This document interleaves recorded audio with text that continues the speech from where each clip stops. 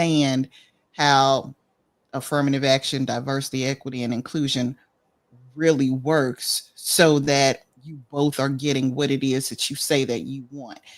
I know Reverend Demery has worked for the federal government before, if for no other reason, I mean, no other capacity than as a soldier and a chaplain.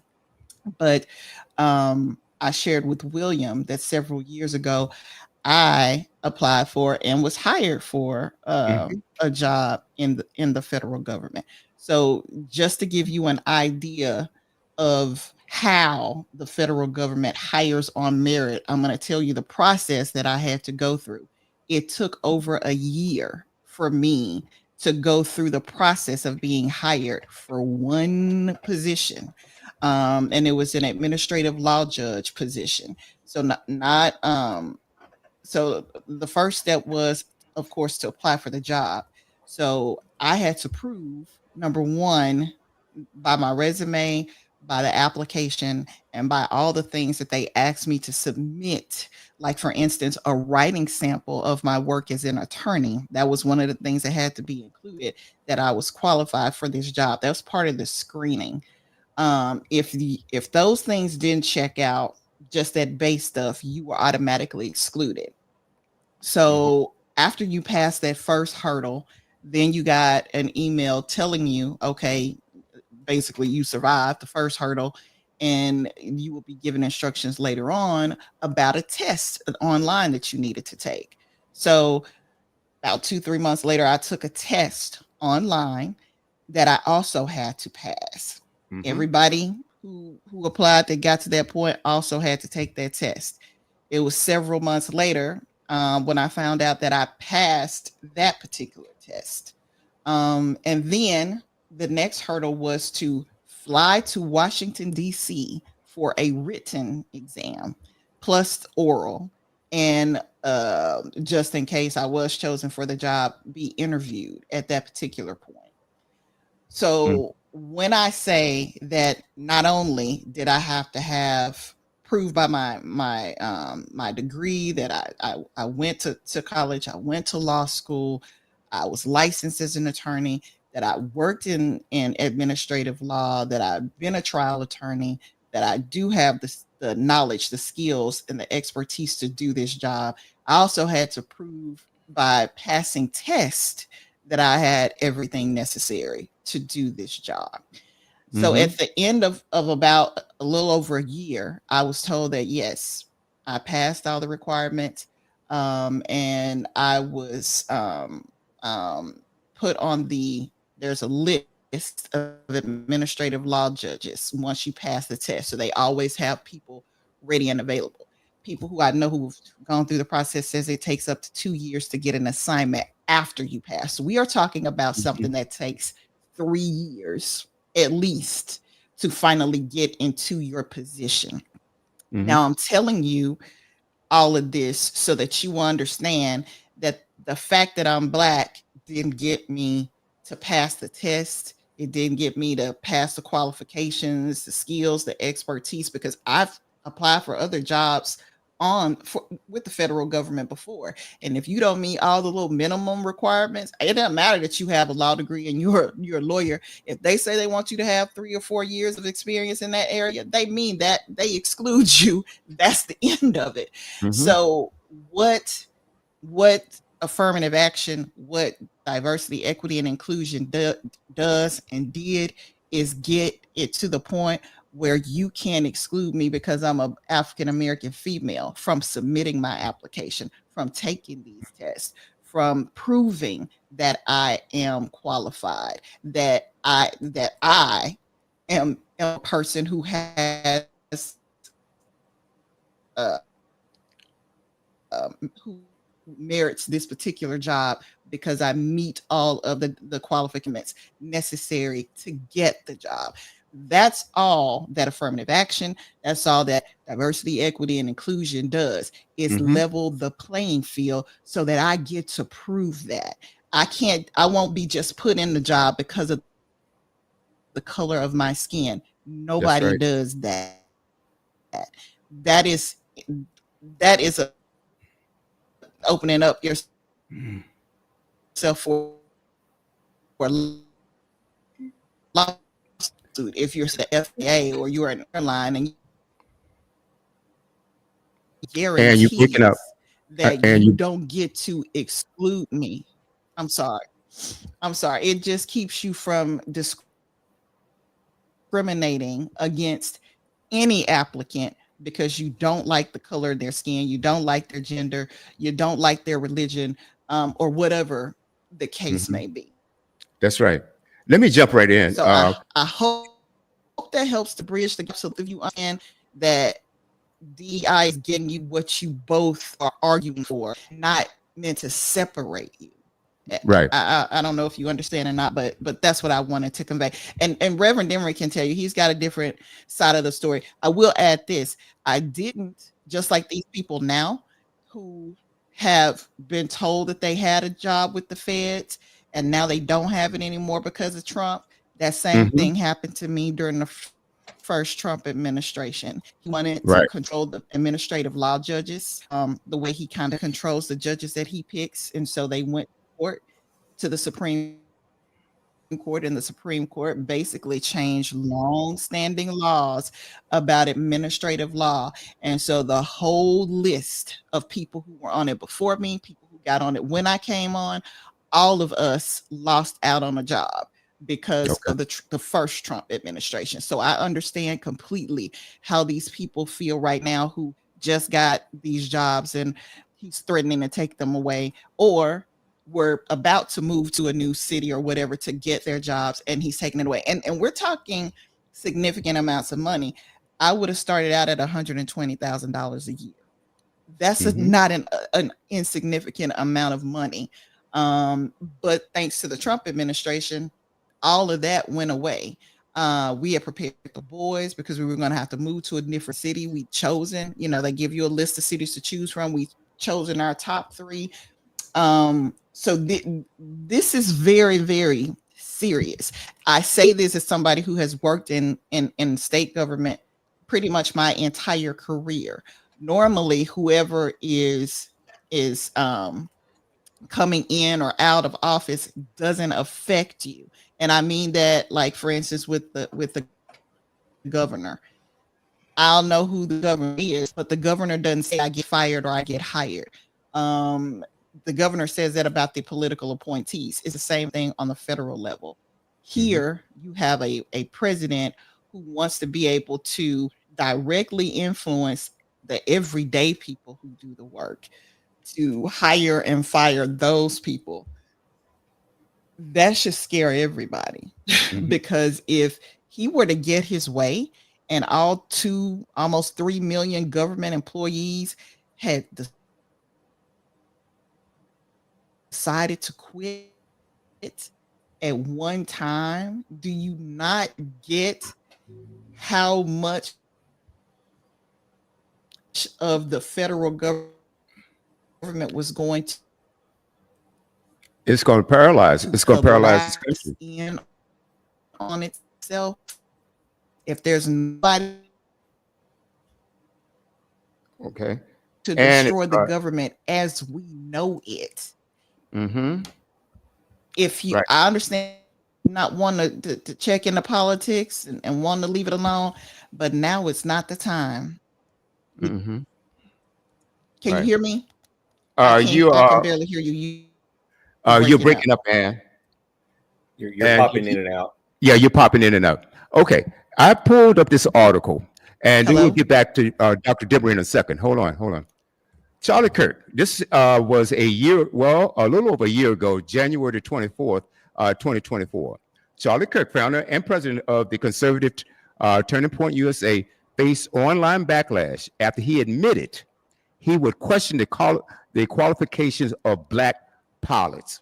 Okay, he went on to say, if I see a black pilot, I'm going to be like, boy, I hope he's qualified. The activist and host of the Charlie Kirk show says. He later added this, "It's not who I am. That's not what I believe." But bull. But said he was being made to react that way because he felt policies adopted by major companies regarding ethnic minorities meant less qualified people were being given jobs with significant responsibility, including air frontline pilots. That's what he said.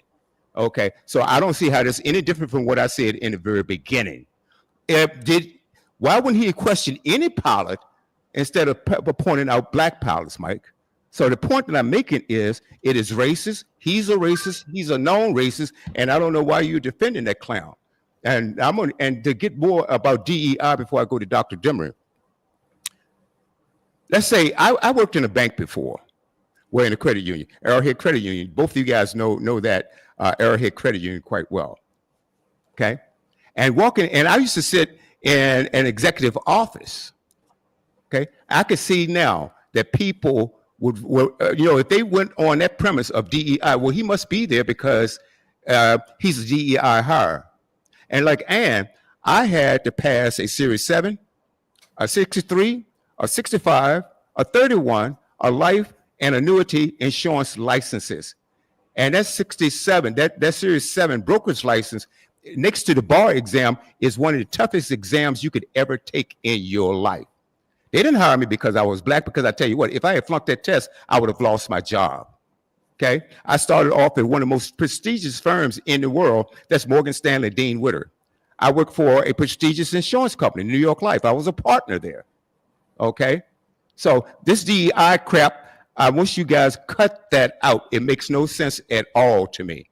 And before I go to Dr. Dimmer, I want Ann to come back. Dr. Dimmer, what's your take on this entire situation? Well, I'll be brief because I know Mike wants to get in and say some comments, but I wanted to go back just for a moment and give you my impression of Black History Month. Many of you know I go to a predominantly all-white denomination, and I go to a pretty much all-white church. Older white folks where I go, Riverside First Congregational Church. And I had one of the ladies today, this happened today, come up to me and say, well, Reverend Timmy, you're black, right? I said, well, last time I checked, I was. And, and she was really being genuine and honest. And so that's why I tried to answer her honestly and not be sarcastic. She says, why do you guys need Black History Month? She said, you got a black national anthem. You got a month where you celebrate. You got this and you got, and I said, well, ma'am, I said, your people were not enslaved for 200 years. I said, your people were not subjected to vicious racism. I said, let's just use one quick example and then we'll let some other people comment. I said, did you know, we were talking about history a moment ago, so I'm going to add this in, that Abraham Lincoln, Honest Abe, and all this other kind of stuff, cut down the cherry tree and all that kind of stuff. Oh, no, that was George Washington. But, people don't realize that Abraham Lincoln did not want to end slavery. Let's make that very clear. Mm-hmm. History bears me out. If you want to test me, go back and read his manifestos. He did not want to end slavery. This is Honest Abe, because several reasons. I don't know if it was no much because he was a racist, but it was because he felt it was going to affect the economy and mess up relations between us and the South. So I told this lady, I said, there are several reasons why we have to have some type of recognition. And I said, if your people were subjected to half the stuff, just half the stuff that my people were recognized and subjected to. And I said, let me give you the last example of what I'm talking about. And I've told this story before. So William, give me just a moment. Mike, you may not have heard this story and you may not have heard it.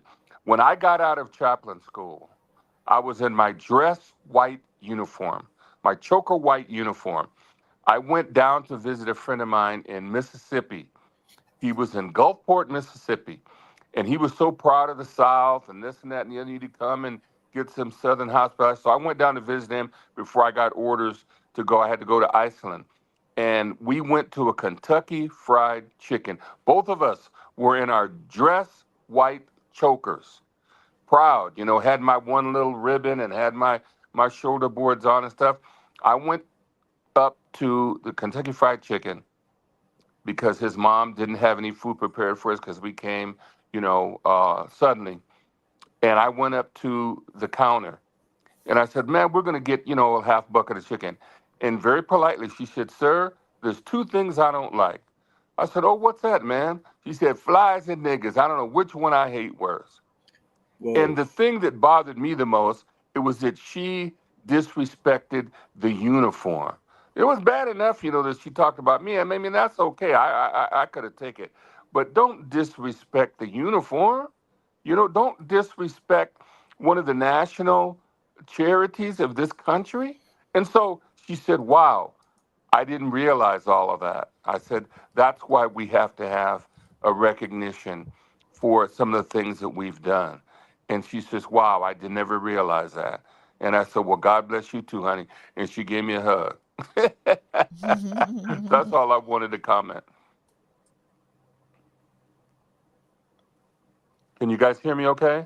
I can hear you. Can you hear me? Oh, okay. Yeah, I can hear you fine, Ann. William, can you hear Awesome. me? Mike, can you hear me? William's muted. Oh, is he? Yeah. Oh, okay. Yeah, we can't hear William at all. Okay, yeah, I had to mute my.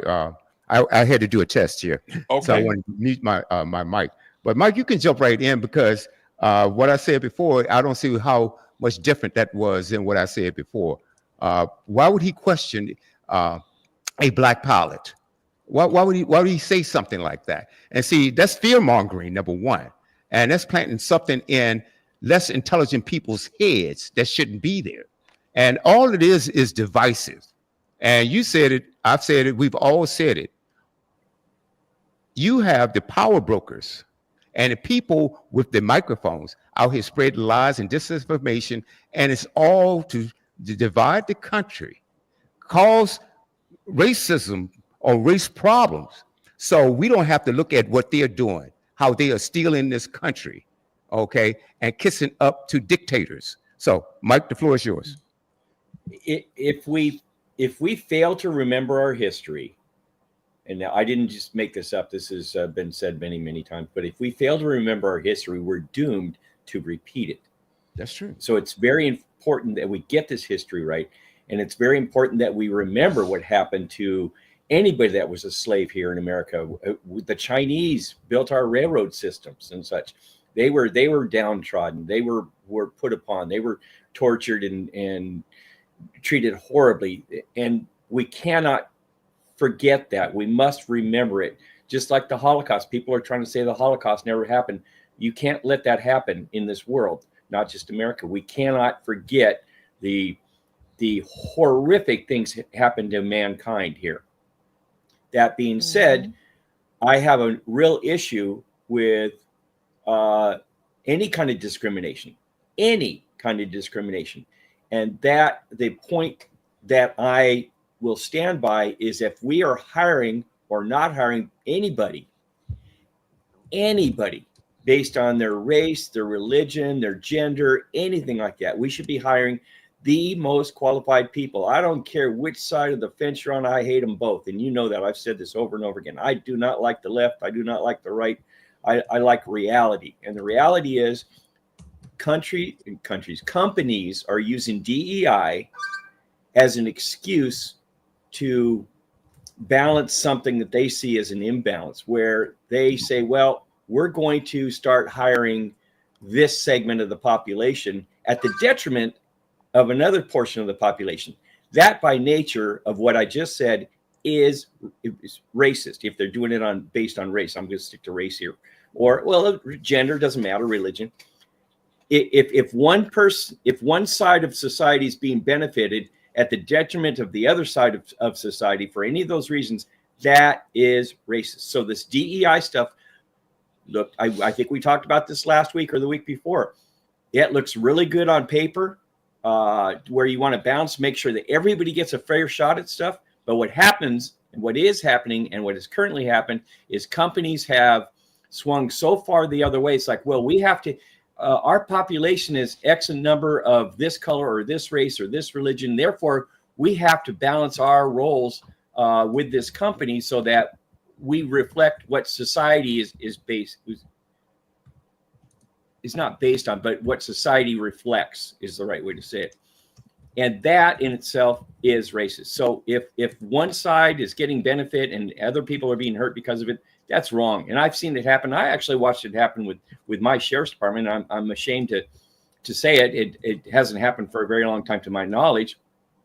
but they wanted to get a balance in the upper echelon of certain genders, of certain races, of certain religions, so that if anybody looked from the outside looked in, they couldn't say, well, it's a good old boy, white boy's job. And that's it. And Dr. Demery knows what I'm talking about. So what they did was they used DEI as an excuse to go, okay, well, now we're X percentage this and we're X percentage that. And people didn't get the job that were the most qualified. That I've got a problem with. If qualified people aren't getting the job, then there's something wrong with the system. And that's my problem with DEI and affirmative action is all that, and all of that is that people of a segment of the population are not being hired, even though they're the most qualified. Are you willing to say, William, that it's okay to hire based on those parameters? That even this person A, I'm just going to use A and B here to simplify things. If person A doesn't get the job, even though they were most qualified, there's something wrong with what we're doing. Okay, you asked me a question, and I think that you are categorically, no, you are wrong in a lot of different ways. Oh, here. so we should hire based on something else. You asked me a question. Not qualifications. I agree. Okay. I agree. But see, what you don't understand is the fact that before there was DEI and affirmative action, the only people get the jobs were white people. DEI. No disagreement. Let me finish. And that's wrong. And that's wrong too. I'm agreeing with you. I didn't interrupt you at all. Okay. So how do you make this? How do you do this? How do you do this when the sheriff's department, whether it's Walmart, whatever it is, you have to understand that Black people, Chinese people, Mexican people, and so on, other than white people, spend money in these places. These companies also get tax breaks. So they should at least interview the people. Now, DEI doesn't mean that you're going to get that job because you're Black. It doesn't mean that at all. I've been trying to tell you. It does not mean that. Give me an example. I know you don't follow sports like I do. But in football, there's a thing called the Rooney Rule. Do you know what the Rooney Rule is? Does anybody know what the Rooney Rule is? Let me explain to you what it is. We all know that football and basketball are predominantly, most of the players are Black. They aren't Black because of DEI. I mean, aren't starting because of DEI. They are starting because they're just that doggone good. They're the best. They're the best. So hire based on that. Okay. Now, but do you know the reason why they put the Rooney Rule in? Now, what is the Rooney Rule? That means that in the NFL, these owners have to at least interview Black coaches. Okay? They at least have to interview Black coaches. That doesn't mean that coach is going to get the job. In a lot of cases, that coach does not get the job. But you have to understand, before that Rooney Rule was put in place, Black coaches weren't even getting interviewed. Right. Okay. Right. Hey, Mike, where are you? You understand what I'm saying? They weren't even getting an interview, even though their sport was dominated because of merit, because of skill by Black players. Okay. They had to put that in. And the same thing with DEI. That does not mean that because I'm Black, I'm going to get the job. You don't understand what it is. What it is, and I'm sorry that you fell into that trap, is that the racist people have bastardized the acronym. They're bastardized. That's not what it means. It says diversity. This is a diverse country. Why should we have diverse people in different positions? Only because they're qualified. I agree. You don't hire a knucklehead because he or she is whatever ethnic group it is, or because they're women or whatever it is. Okay, you don't do that. You don't do that. And you just want to give them the opportunity to get the job. That's why I want you guys to throw that DEI, your definition, in the garbage. That's not what it means. The same thing with affirmative action. Black students weren't allowed to go to these colleges, whether they were qualified or not. And so affirmative action was put in place. You still have to have the grades. And then if you look at it, And if you look at the scope right now, it is still imbalanced. I'll guarantee if you go to the San Bernardino Sheriff's Department, how many of the sheriff or the deputies there were black? I guarantee you that at least 80% were white men. I'll guarantee you. I'll guarantee you. And in San Bernardino, how many black people and how many Hispanic people do you have there? So it is disproportionate, okay, that you have a representation of the population that's lower than what is being represented.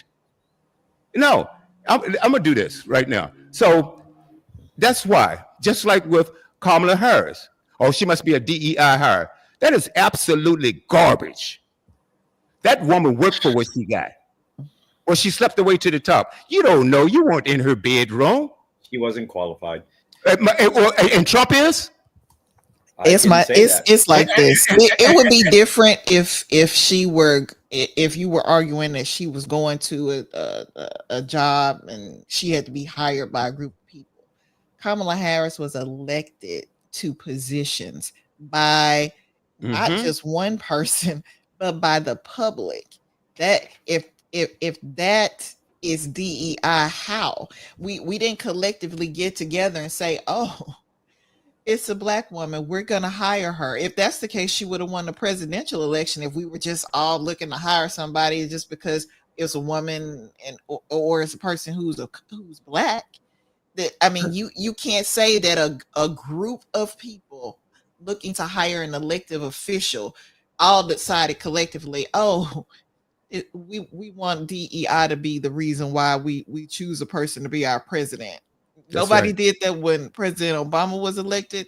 Nobody did that when President Biden and Kamala Harris were elected together. It makes absolutely no sense to think, especially if we're talking about a group of white people who hate affirmative action / DEI.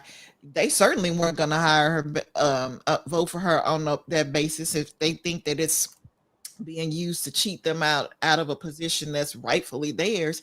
It just doesn't make common sense that somebody's elected to public office because they're a woman or because they're black or because they're disabled or because they're a Muslim.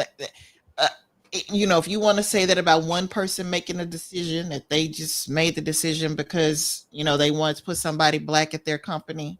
Okay, I don't know what was going on in that person's mind, but collectively, the whole group of people that have to go to the polls to vote, you're saying all of them decided that, oh yeah, we're gonna put DEI into play here.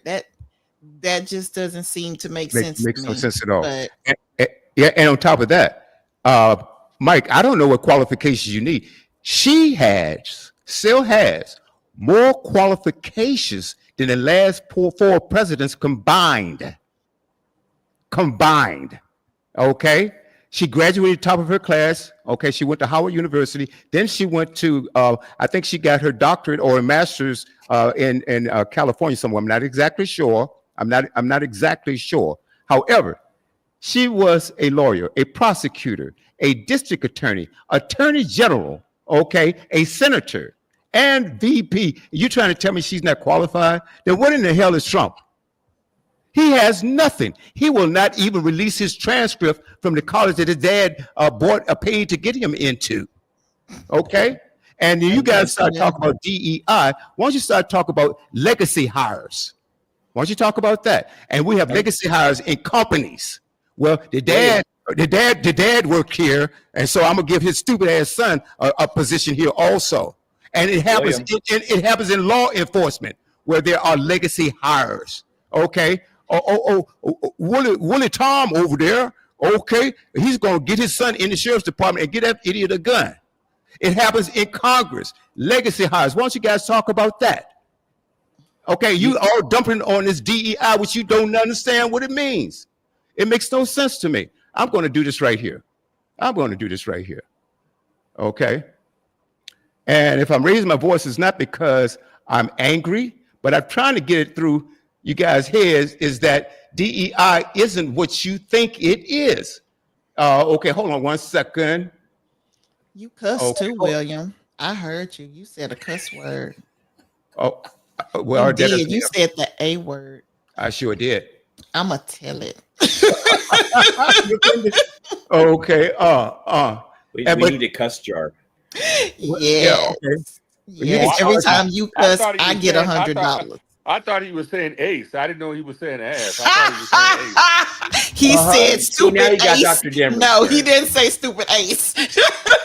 Unless he is from the deep south. That is not what he said. No, that's not what I said. I'll tell you, I said it. I sure did. Hold on Yeah, one second. unless you Let's do this right here. from Hold on, southern guys. Georgia. Mm-mm.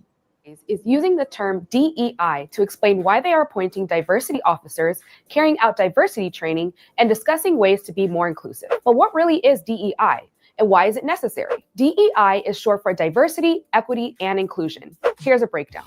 Diversity is ensuring the representation of all identifiers across races, gender identities, sexual orientations, religions, political beliefs, socioeconomic statuses, and more. Equity is the fair treatment of all previously stated identifiers, making sure every person in the environment has the same opportunities, resources, and support. Inclusion is making sure that the space is comfortable and welcoming to every type of person present. Everybody should feel respected and valued. Host of the 2023 Golden Globe Awards, Gerard Carmichael, included in his opening monologue that the Hollywood Foreign Press Association, the group of journalists that decide the nominees and the winners of the Golden Globes, didn't have a single Black journalist in the association until after George Floyd died. The last time there was a Black member was in 2002. This means that the Golden Globes nominations and voting were missing out on Black voices that could have contributed to helping Black films and shows get nominated and win awards. There's a myth that we aren't innovative and that we don't bring innovative solutions. We are the most creative people. If you look at Google's YouTube platform, Black creators use YouTube not just to innovate, it's monetized. We also network there, and we have built our businesses from entertainment to the arts to science and engineering using a highly creative platform. DEI is put in place to avoid these situations. It is implemented to make sure that from the very beginning, all types of people get the chance to be in the room and make the decisions. Like Google's Chief Diversity Officer, Melanie Parker. For more topics from our cheat sheet series, visit theroot.com. I'm Amira Castilla. Okay, I'm gonna stop that. And I want to do this. Giving an idea. Let's see what's going on there.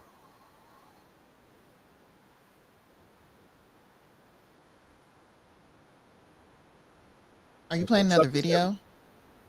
Something is happening here. Okay. Is it another video that you're about to play? Uh-huh. Yeah. As soon as I can get rid of this one. Okay, hold on 1 second. Well, I actually like The Root. I listen to their. I read some of their articles from time to time. They do a very good job at explaining things that are going on. And I like their explanation of what DEI means.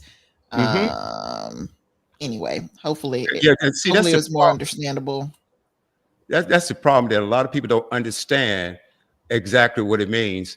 And so the thing, it's like anything, just like history. Let's get it right. Okay. Let's get it right. Can we do that? All right. Hold on. Here's something else here. All right. Here we go. In a country that has lived up to its creed, right? And so DEI was a step in a direction to really live up to equity, justice, right? And so now when you have that attack, what are we saying about the country in which we live in? Right. And people may not realize, if you're not working in those environments, when you level the playing field, businesses make more money. They do. They make way more money. This isn't some liberal propaganda. This is facts. They make more money, which benefits you and so many other parts of your lives. I got news for you, Target. Good luck. So for too long, America. Okay. All right, let's get back here. So I hope that sheds a little light before I get into my next topic. And I want to talk about, anybody would have anything to say before I go to, because I want to talk about this tragedy. And like I said before, we have people that lost their lives. And I think that it was awful that the president decided that he wanted to put it on DEI. He did mention disabled people, but he also mentioned a whole other excuses, which included that when he was talking around, he was trying to be slick with what he was saying, but he didn't only mention just disabled people, and that's not what he was saying. And I had a clip, I'm not going to play that one, but it's a white pilot that is disabled. Mm-hmm. And he worked at the traffic. He was a traffic controller, and he's a pilot also. He lost his arm, and he worked as a traffic controller, but he was very capable at doing his job. He had to go and be recertified as a pilot in order to fly, but he worked as a traffic controller, and he was highly offended about that. And see, also, you have to look at who are the recipients of diversity and equity and inclusion. All right. You know who benefited most out of that? White women. Mm-hmm. Okay, that's a fact. You can look that up. Do you know the most educated group of people in the United States? You know who they are? Black women. Mm-hmm. Look it up. That's an absolute fact. So it blows my mind when people really don't understand what they're talking about, and you're going to throw around terms that you have no idea what they mean. Please be honest and be fair. I'm going to do this. I want Dr. Demery to respond right after this. Okay. What? Okay. Hold on. All right. This one. And this is regarding the Tuskegee Airmen, one of the most celebrated, or some of the most celebrated Army personnel in the world. And I'm going to let Dr. Demery talk about this on the way back.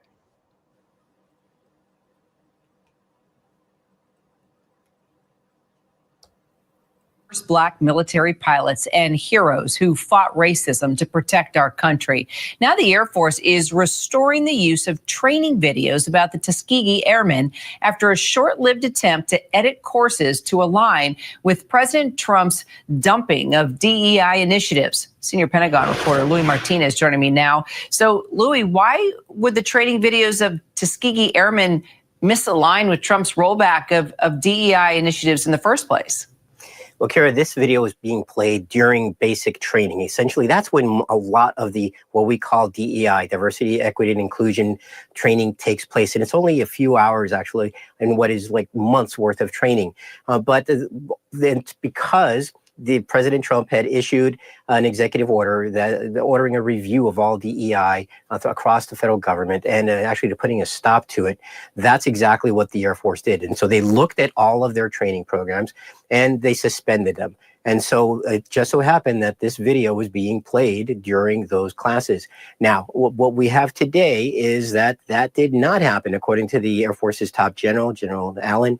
He is saying that he's calling it a rumor that this video was actually ever removed.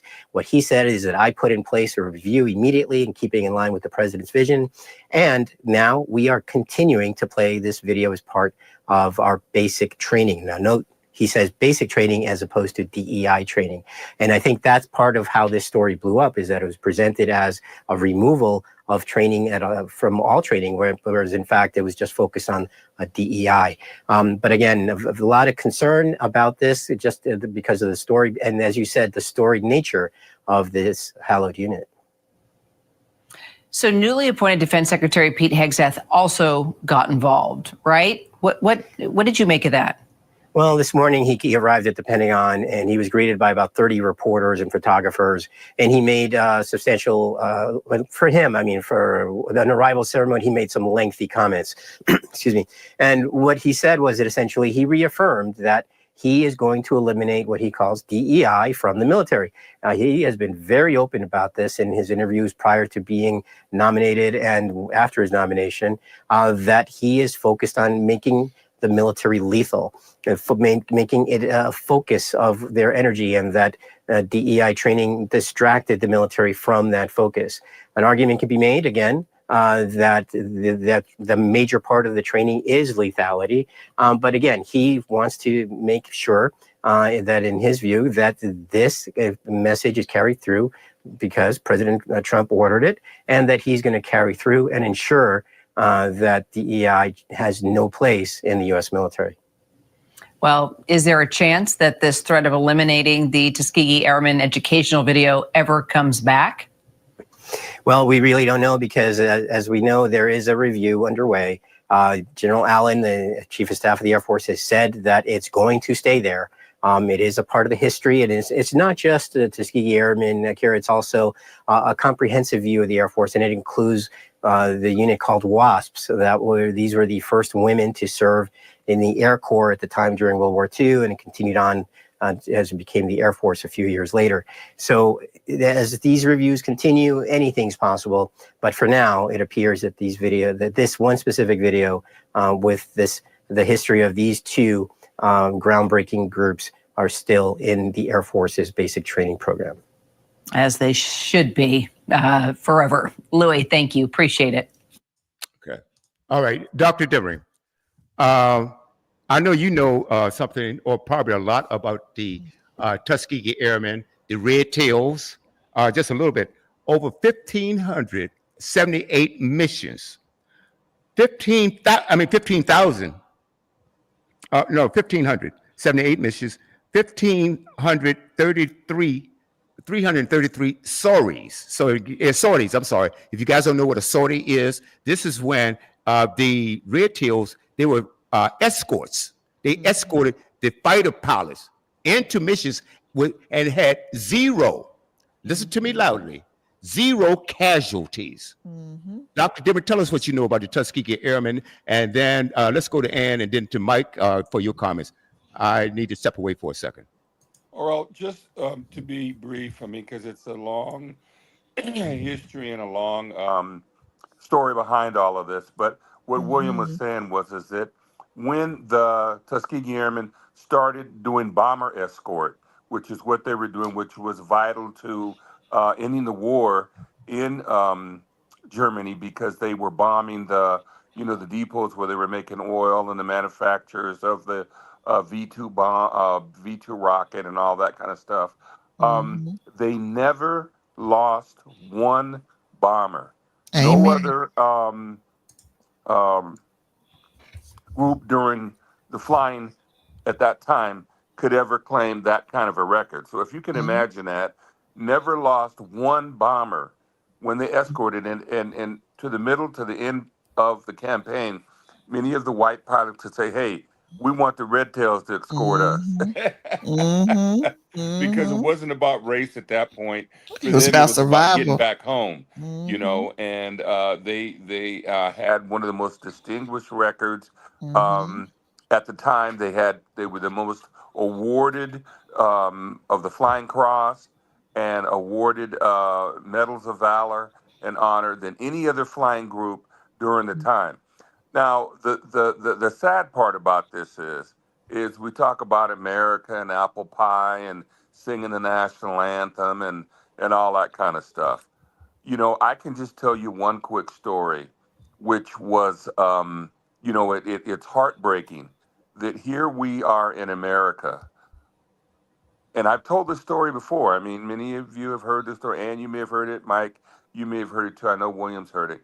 We were going from Southern California back to Texas. My father was in uniform. We were going through Las Cruces, New Mexico. I'll never forget it like it happened yesterday. Going through Las Cruces, New Mexico. My father was in uniform. They would not serve us gas.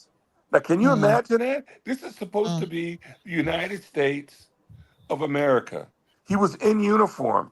They would not serve us gas. Thank God my father knew during that time period in the late 50s, early 60s, there was still a lot of racism, and he always never let his gas tank get below half a tank. So we were able to make it to the next town to get gas. But that is a testament of how America has shamed itself has made a Mhm. shame and a mockery of the Mhm. Constitution. Because, I mean, we have to be clear about this. This may upset some people, but you can fact check me on it. Like William says, you can fact check me. This country was not founded as a nation under God. Mm. Let's make that clear, Mm. because our founding fathers weren't about Jesus Christ. They weren't about the Bible. They weren't about being Jewish. They were deists. Mm. They were deists. And if you want to look up what a deist is, go look it up. I can't go into all the definitions, but the deists were the group like George Washington, um, Andrew Hamilton, all those guys Mhm. uh, were deists. They did not really believe in God. They believed in Mm. a universal system. That's why there are some very perfection parts of the Constitution, because it wasn't based upon faith or religion or anything like that, and some of the biases that religion and faith can bring about.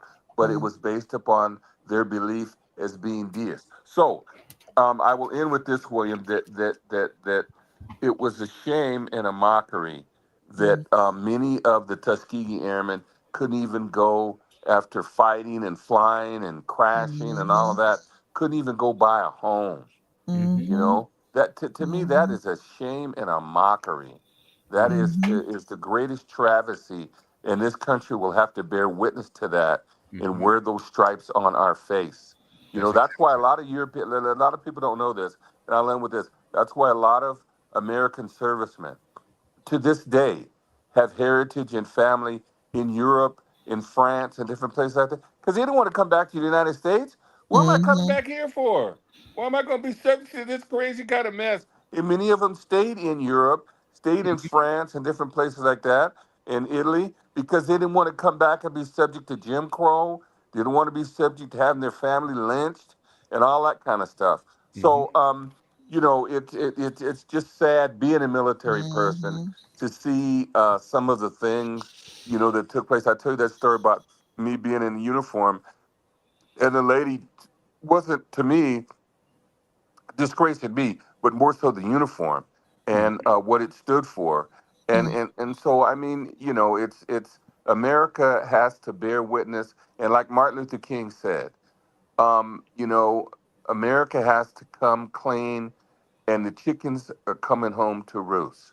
And Mm. a lot of Mm. times we were writing checks on bank accounts that had no funds in them. And Mm. I'm using allegory when I say that. But if we're going to be the land of the free, the land of the true, and all of this and that and the other, and you know, I agree with some of what Mike was saying, because I think some of the things he said is true in terms of, you know, the best person needs to be hired for the job and all that kind of stuff. Qualified. I mean, when I went into the police department, I was the first black cop in, and listen to this, Mike, you can go fact check me now. I was the first black cop in the history of the city of Fontana. I was Wow. a cop in the city of Fontana. You can go I back and believe check you. back when Abernathy was the chief, Oh and yeah. he was progressive enough to hire a black police officer like me. And here's the sad part about it, Mike. And you know, some of what I'm saying is true. I mean, I had to have. Many people don't know this. Al Jury was a professional football referee. But Mhm. people don't know. Before that, he was a highway patrolman. Mhm. Mike, I had to have black highway patrolmen sometimes come and back me up because my own guys wouldn't come and back me up in situations. Now, you know, that's a shame. Yeah, it That is a is a shame. crying shame, man. And I know that doesn't happen all the time. And Mike, I agree with you that there's one or two bad apples that can ruin it for the whole bunch. And there was a lot of good guys I worked with, but I'm telling you, the ones that were bad, Lord have mercy, they were Mm. bad. Mm. Yep. It shouldn't have happened at all. And I Right, completely agree with you. And I believe everything you're saying because I've seen it. Mm. I know right, you have. right. And you can take even today in the Los Angeles Police Department. They have gangs within the police department. Yep. Okay, I have somebody that used to work for me before, and he was a former gang member, which I do not agree with at all. I don't like gangs of any sort. I don't care we black, white, Korean, Japanese, Mexican. I don't care. I do not like gangs because most of them are about drugs and violence. Okay, so I don't agree with that at all. But he was a former. His mom was a friend of mine, and he grew out. He left it and came to work for me. Okay, and he was telling me that he was in Los Angeles, and the police picked him up for no reason, and they knew that he was a Crip or a former Crip, whatever it is. Instead of, they didn't have anything on him, so what they did, put him in a police car and dropped him off in a blood neighborhood. Hopefully, another city, yeah. That's slow down. Wow, that's slow down. But back to what Dr. Dimmer was saying, even in the military. Now, when I remember I had friends that came back from the Vietnam War, and they would talk about how bad they were being treated. But even in the military itself, there was a lot of racism. But they, when they were over in Vietnam, they sort of knew better because they would get their comeuppance, if those soldiers would turn on them in the military. But as far as getting ranked, there was racism as far as promoting some of these soldiers. Now, these guys over there putting their lives on the line for us, okay? And you talk about being not qualified. Pete Hegseth, accused of rape. As a matter of fact, he had a woman to sign a NDA, non-disclosure agreement, for his rape allegation, whatever it was, right? Drunk in public. Matter of fact, they had to take him out of a strip club one time, being drunk in public, okay, treating women horribly in a sexual nature, and you talking about qualifications, and they replaced him. Lord Austin was a 4-star general before him, and Hegseth was a captain, and now you're gonna have him running the military. Oh, also he's accused of misappropriating funds for 2 non-profit organizations that he ran, misappropriating funds. Okay, and so who are talking about qualifications?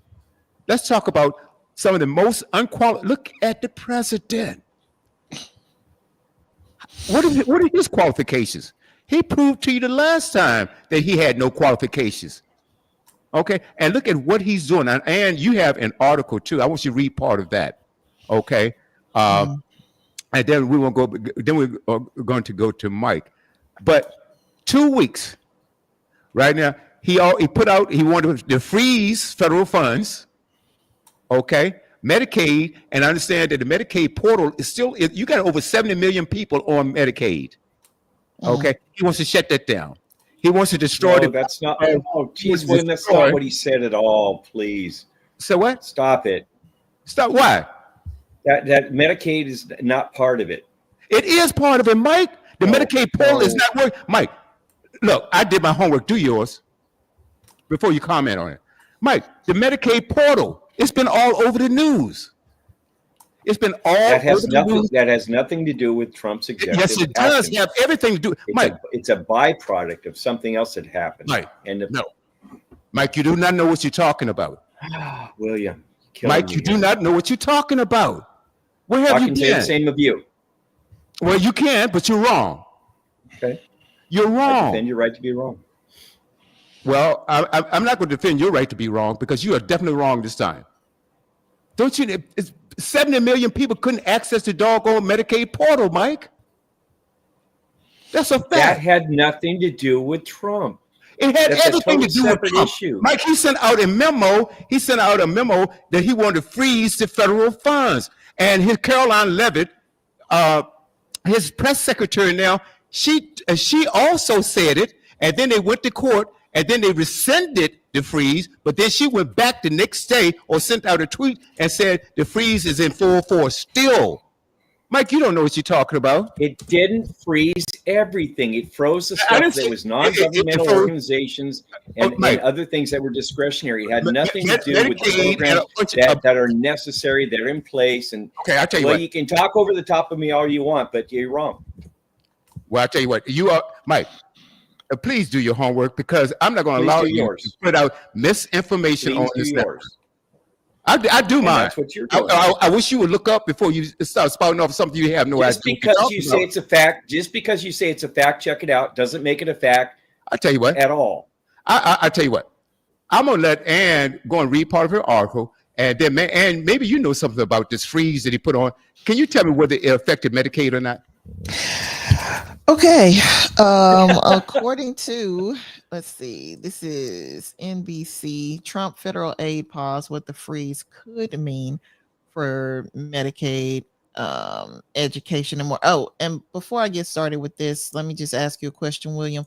The article that you're talking about, I want to make sure it's the same one that I was about to read. Are you talking about the one that I sent you about the another type of entering the Treasury Department for the money? Oh, no. This is completely different. Completely different. Okay, so the article that I was looking at earlier, and it's basically about the education department workers being put on leave after taking diversity training during Trump's first term, the union says, and this is according to NBC News.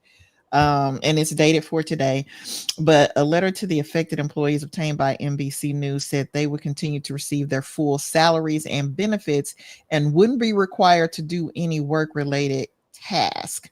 Dozens of employees who attended a diversity training course that former Education Secretary Betsy DeVos encouraged during President Donald Trump's first administration have been placed on paid leave as part of Trump's targeting of DEI programs, a union official told NBC News.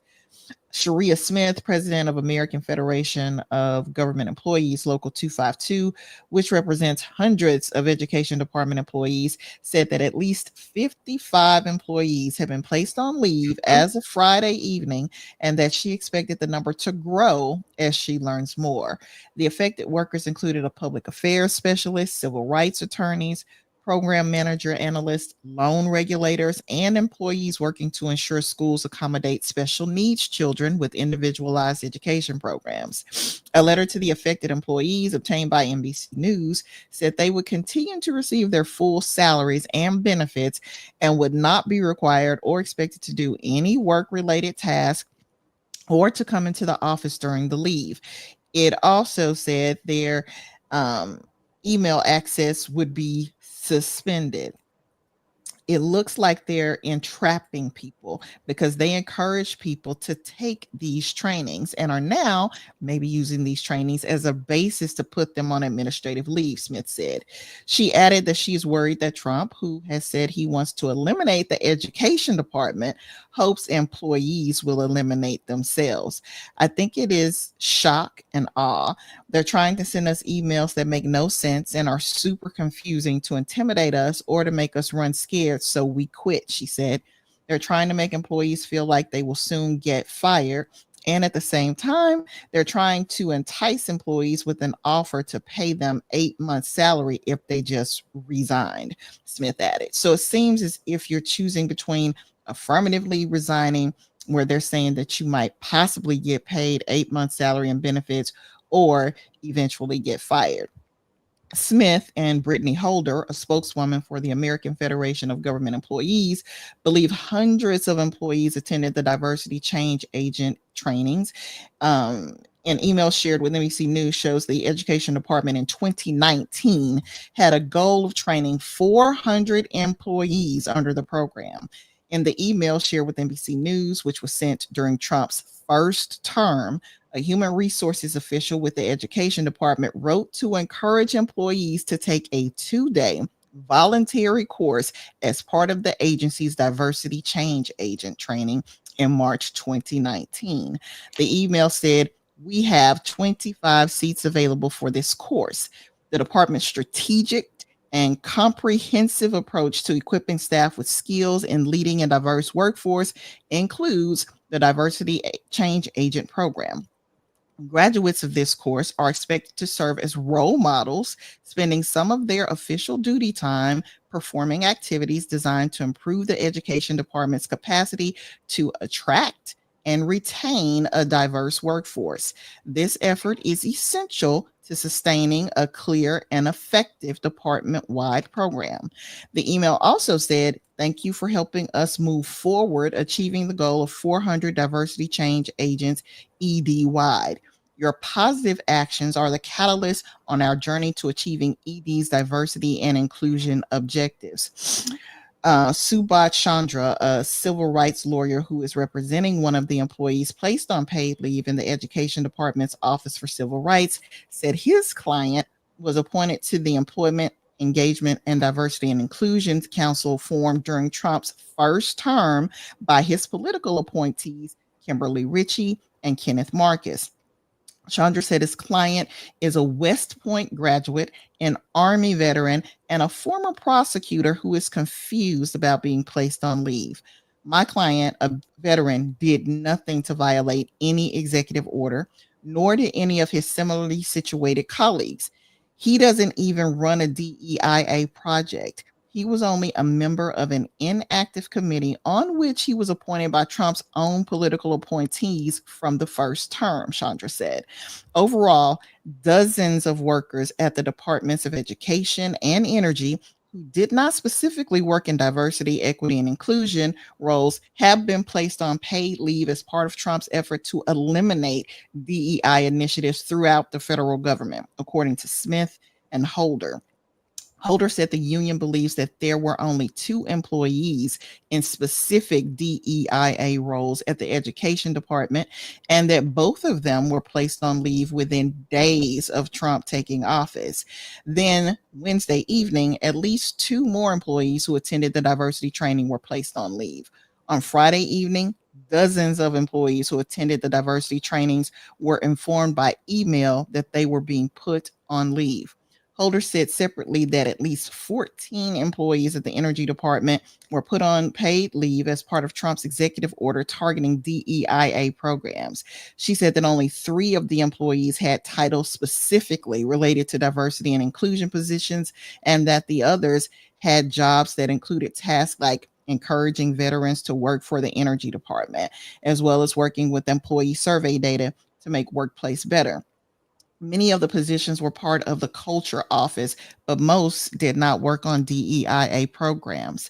"People are worried they're going to lose their jobs," Holder said. "People are worried and angry." A spokesperson for the Education Department didn't immediately respond to a request for comment. So, reading this particular article about them being sent emails for just attending a training session, not for being the person over the DEIA department, not for being the person doing hiring to make sure that the culture is diverse, but just because back in 2019, get this, 2019, we've had a whole administration come in between that, and we're now in 2025. They are being placed on leave for something that happened 6 years ago. That is absolutely insane and unfair. It's basically a pretense to fire these people. That's all it is. Mm-hmm. That's right. Well, I may have misspoken about the order itself. I'm just reading something right here. In addition to Social Security and Medicare, already explicitly excluded in the guidance, mandatory programs like Medicaid, and SNAP will continue without pause. The updated guidance said. However, people could not access. The truth is, they could not exercise the portal, the Medicaid portal. There are people that's going on air right now. As normal citizens talk about their SNAP benefits have been excluded. So even they try to put it in the memo, that these things would not be included in that freeze, but it's happening. So they're saying one thing and doing another. Okay. Everybody was confused about what would and what would not be affected. They didn't know if student loans were going to be affected at first, even though, it said individual loans shouldn't be. But there's so much that the federal government pays for, different types of grants, different types of loans. So everybody was kind of in panic mode and really confused about what should and should not fall under this. So that may be why there was a pause temporarily, even though they may not have intended for Medicare and Medicaid to be included, because people didn't understand it.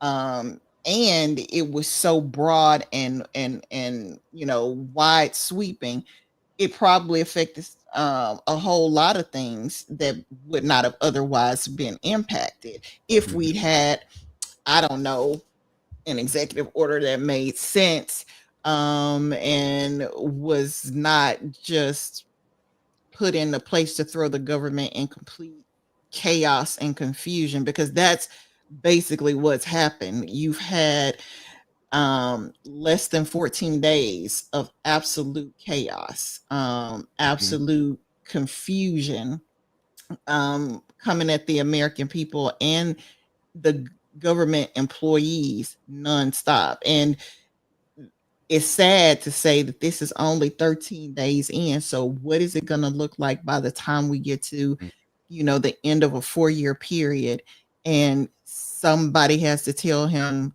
that, oh, there's been an election, you weren't even considered and you're supposed to leave. If you think you didn't want to leave the first time around, wait till you see what happens this time. Yeah. And like I said, that was an updated memo that I just read, and it said that those programs wouldn't be. However, I mean, the Medicaid and SNAP. However, what did happen, the judge had to go in and block it. Okay. But the original memo, I believe, did say something about Medicaid. Again, tell me, why was the portal down and people couldn't access the portal right after that memo came out? Because folks didn't know what to do and what not to do. I mean, they couldn't even get into the portal. Again, people were confused. I'm sure the employees were confused. The people who get Medicaid and Medicare probably went straight to the portal to see if they were affected, and that so many people on the internet could have caused it to be overloaded and crash. It was chaos, William.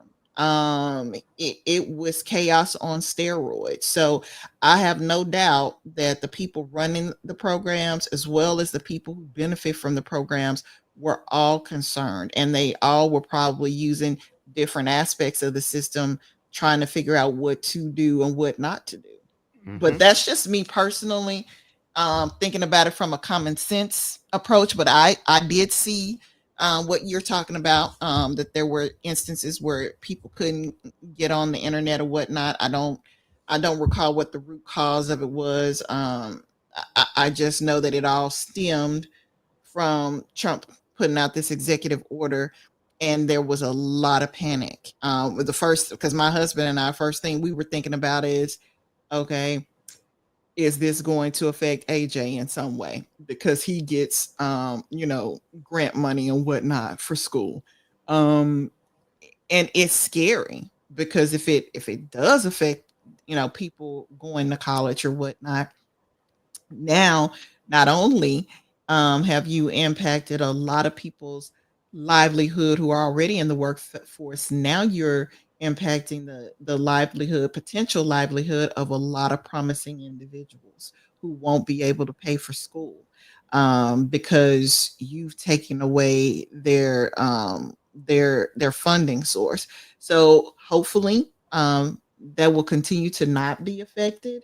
But again, there are a lot of things going on behind the scenes that people don't know about, since that executive order was rescinded, like Elon Musk trying to get access to the Treasury Department's system so that he can unilaterally go in and shut off payments to whatever he wants to shut. He and Trump want to shut payments off to.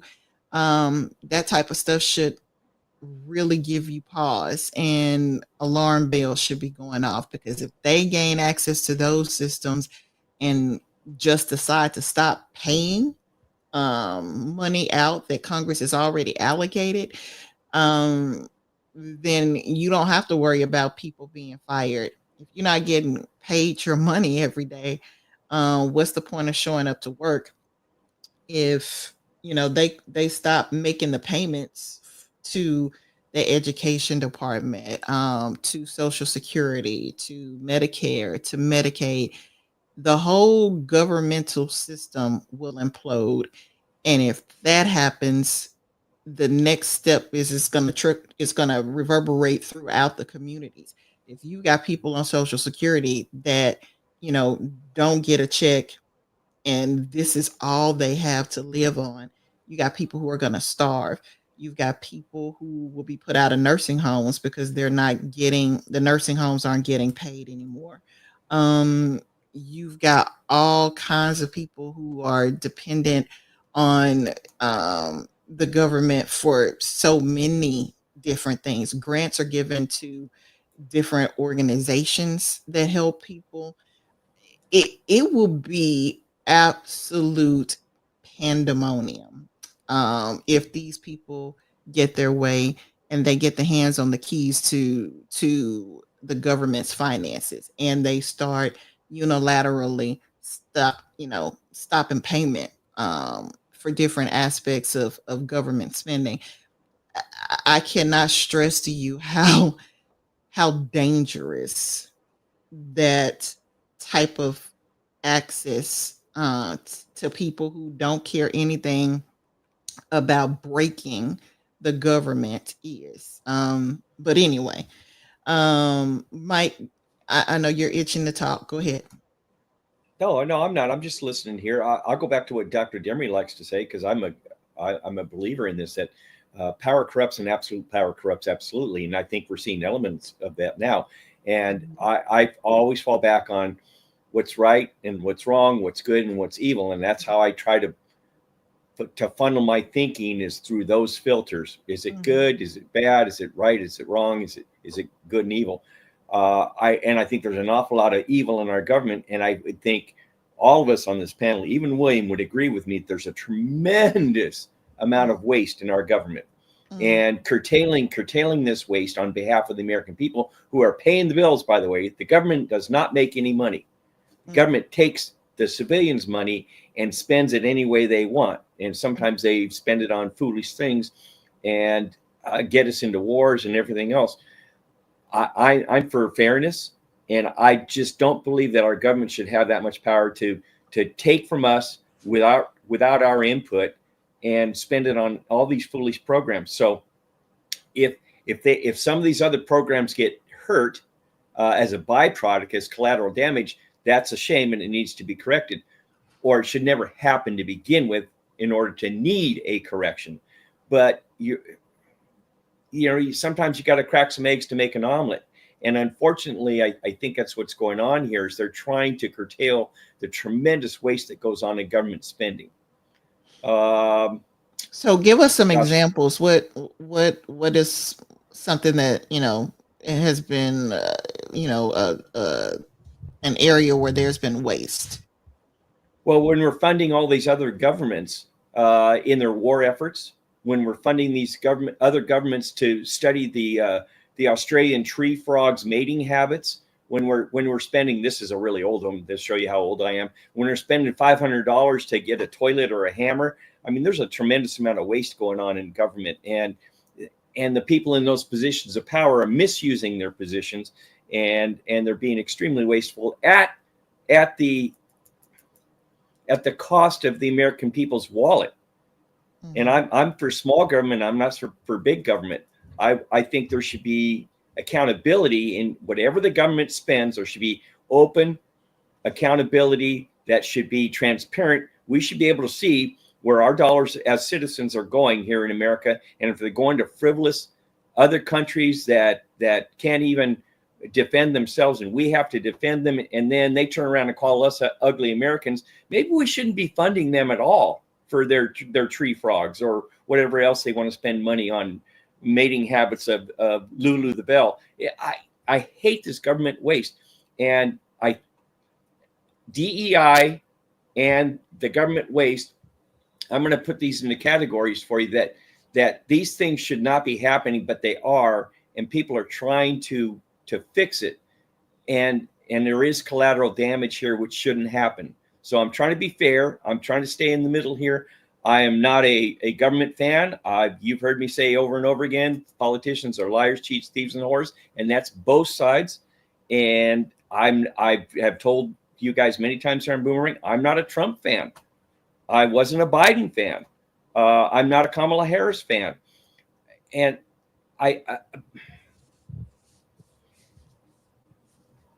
to give people special treatment or lack of special treatment based on DEI, which once again I thought was a good idea on the surface, but it is morphed into something that has been abused and is being abused.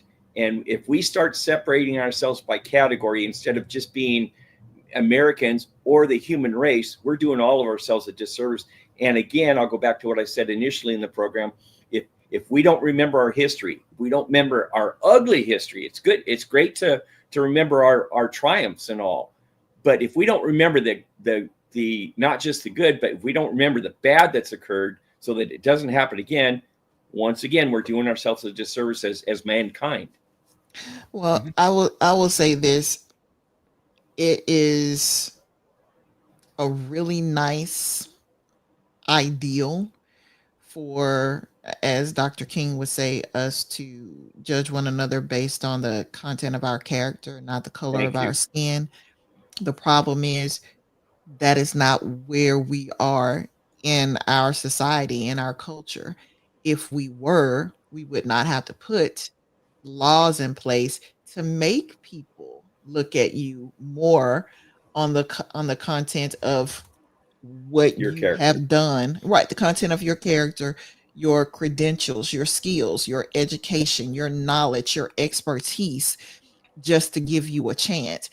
If the laws were not in place to protect people like me, then I probably would never have been able to go to law school. I probably would never have been given an opportunity to show that I'm qualified to be an attorney. That's just the truth of the matter. That's just the way that things are. It's not that on paper I can't compete with other people. Obviously I can and have. But if nobody will give me the chance to do that just because I'm a Black woman, then I've done all these other things in vain. I've gotten student loans, gone to school, did everything I'm supposed to do, taken the bar, all of that, and nobody will give me even the chance to prove that I'm qualified. That's not fair. That is what affirmative action, that's what diversity, equity, inclusion, and accessibility stops from happening. It forces those who wouldn't give people a chance to have to give them a chance. And if these folks were, like you say, willing to just be Americans, just be human beings, and look at each other based on the content of their character, we would need those types of laws. So surely you can see that we're dealing with a country that's still very inherently racist, that still has a lot of biases in hiring and paying, not just Black people. Like, you can talk to white women, they love to tell you about the disparities in them getting hired for jobs and not being paid the same thing as a man. Well, guess what? It happens even more so when it comes to Black people and Hispanic people and Native Americans and all those types of people. So if the government doesn't put laws in place to keep that from happening, then basically it's favoring one group of citizens, meaning white males, over all the other citizens by allowing those people to be the only ones who get to share in, life, liberty, and the pursuit of happiness that's promised by this particular country. And the rest of us are just supposed to be in squalor and serving at their pleasure, however they see fit to give us scraps. That's basically what these people and those who follow them and think like them seem to be saying to all the rest of us. Mm-hmm. You know, I tell you, and I do agree with you, Mike, that there is a lot of wasteful spending. Like I said, $500 toilets or $100 hammers or whatever. Y'all know they didn't pay that. That's yeah, you know, and that happened a lot in the military and the government. They put that there to hide what they were really doing. Let's just be real. Mm-hmm, mm-hmm. And, you know, so what I'm sorry. That's okay. What I'm trying to get you to understand, Mike, is that it's not playing favoritism when you give somebody like me or Ann or Dr. Demery a chance to interview. Like I told you before, the NFL had to put in the Rooney Rule because they were not even interviewing black people. DEI, these companies. I'm not arguing that, William. I agree with you on that. Okay, well, if you didn't put that rule in place, then a black person could never get a job as an NFL coach. DEI does the same. Hold on. DEI does the same thing, and so you're conflating or conflicting what DEI is to something that's favorable. Oh, I'm going to hire you because you're black. Companies do not do that. Oh, please, William, get in the real world. They do it all the time to balance the roles. I know what I'm talking about, Mike. Oh, please. Mike, you've never been black. DEI has been abused, and you know it. You have never been black. You telling me everyone that's a DEI hire is totally qualified? Are you going to actually die on that sword? That everybody that's a DEI hire, they're all completely qualified. Sure, they are. Yes. No, they're not. No, they're not. I am. Okay? Mike, you have never been black a day in your life. You don't know what it is. You do not know. It doesn't mean I don't have empathy. It doesn't mean that I can't open my eyes and see what's going on. Conversely, Mike, I've been black all my life. I know. I've been discriminated against. I had to be the best person in that room in order to get that job. And that's the only way I got that job. Mike, you already know I'm a former stockbroker. I'm a financial advisor. Like Ann had to take the bar exam. I had to take the Series 7. And do you know that the passing rate on the Series 7 is less than 50%? Okay? And guess what? And if I did not pass that exam, could never have been a broker. It has nothing to do with Mike, it had nothing to do with my race. You proved yourself qualified. Well, guess what? These black people who are in those high-powered positions also had to be qualified. Come on. And also, if you look at statistics, I want you to look this up. Companies that have DEI initiatives are more profitable. It makes the company more money.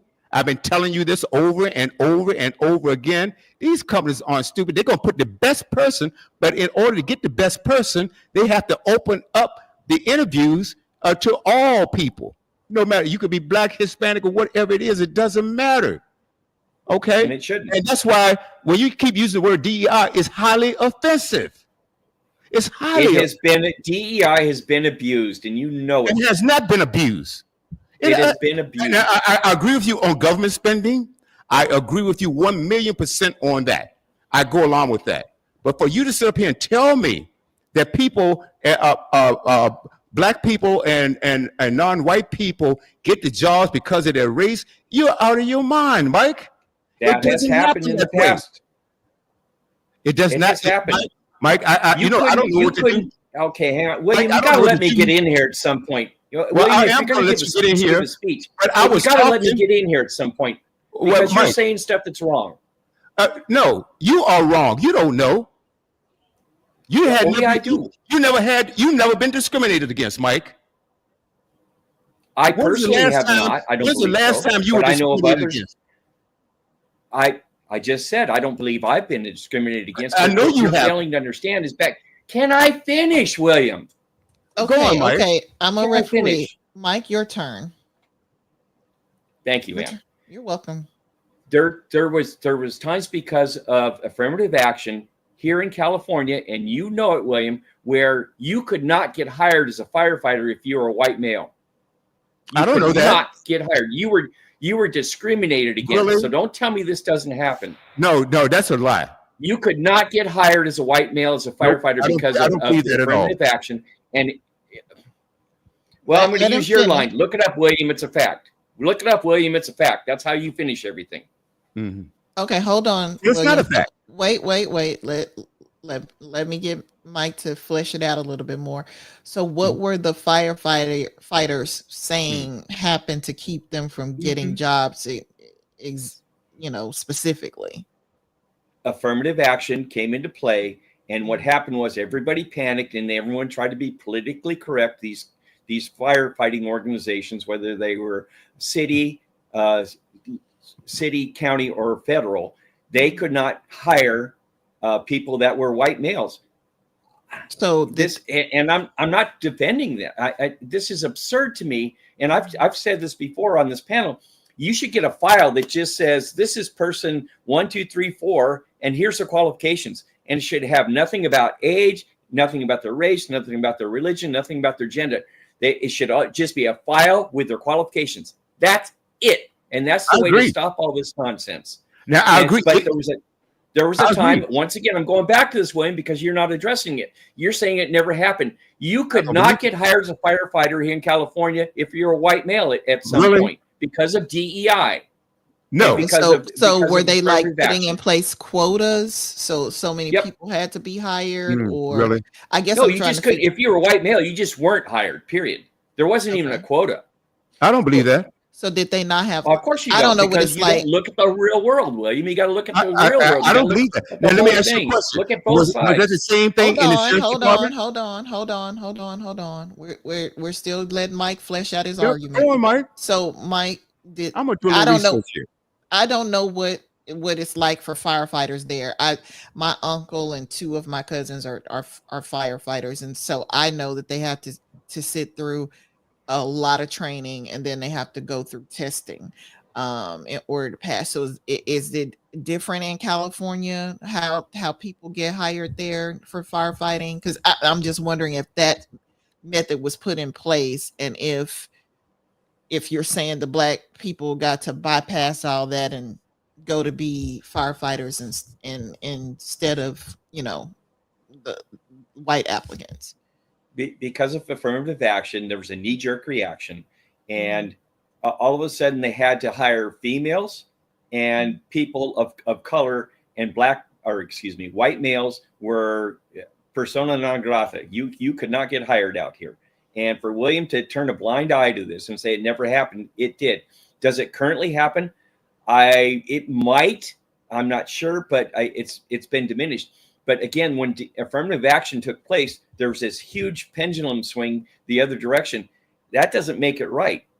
So are you talking about like when it first happened in the 70s or 60s and 70s? Okay, in the 60s. So this happened in the 60s and 70s. So what about more recently? I mean, because 60s and 70s, that's like about 50 years ago. That's a long time ago. I get it, but what William is saying is that it is, if I'm interpreting what he's saying correctly, he's saying it never happened, and I'm telling him it did happen, and now it still does happen, just to a lesser degree. It doesn't happen, but these companies and such are, the pendulum is swinging the other way with this DEI crap, which I don't believe in at all. Again, give me a blank file and give me your credentials, and we'll hire you based on that alone. And again, in a perfect world, that sounds like that would work great. But I think what William's point is that just like you're saying, okay, this was a problem back in the 50s and 60s, but it's not a problem to that extent anymore. That's kind of where we were getting on the other side of the issue, because of affirmative action / diversity, equity, and inclusion. It wasn't as much of a problem as it was back in the 50s and 60s when those initiatives were first put into place, that Black people, women, disabled people, Muslims, whatever the case may be, weren't able to even be considered for those jobs. But it is still happening. You do still have discrimination in spite of those laws being in place, just like on the other side of the coin. there's the argument that people are still abusing affirmative action or diversity, equity, inclusion, and accessibility initiatives. Now, William, I think you made your point. If I'm not mistaken, Mike, were you done at that point, or did you have something else you wanted to add?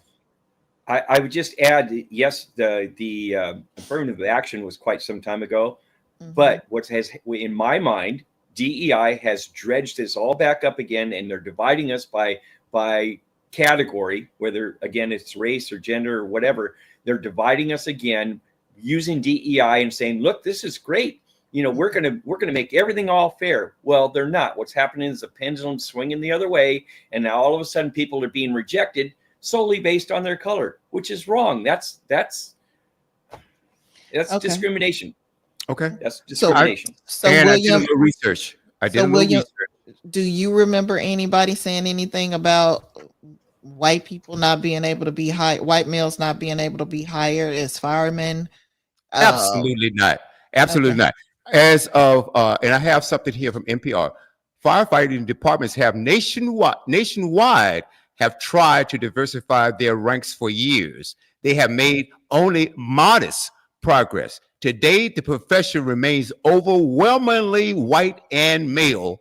From member station, let's see, KQED, so Farida, okay, I can't pronounce that, reports on one program in California that's trying to change that. Now, let's go to something else that I saw.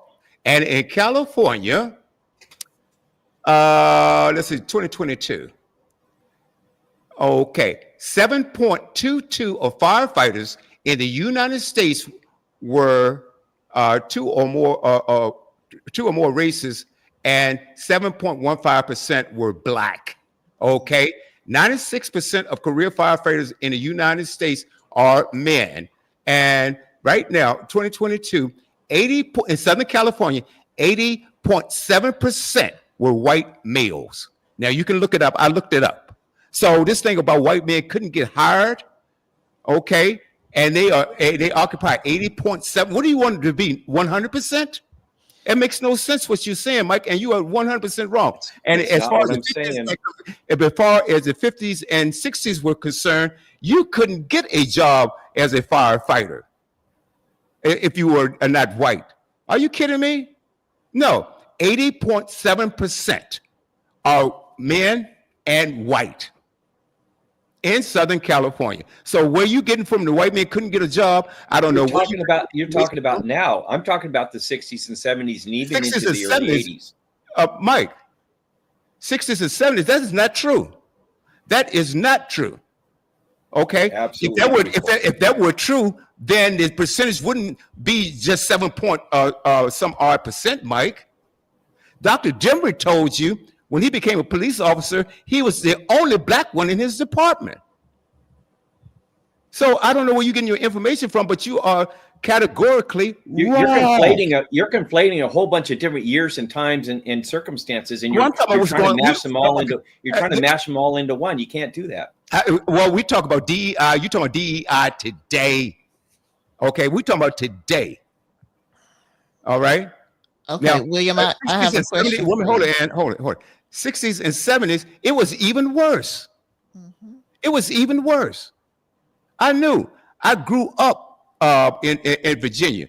Oh my goodness! And this town here, I could walk down the street and somebody call the N-word at me.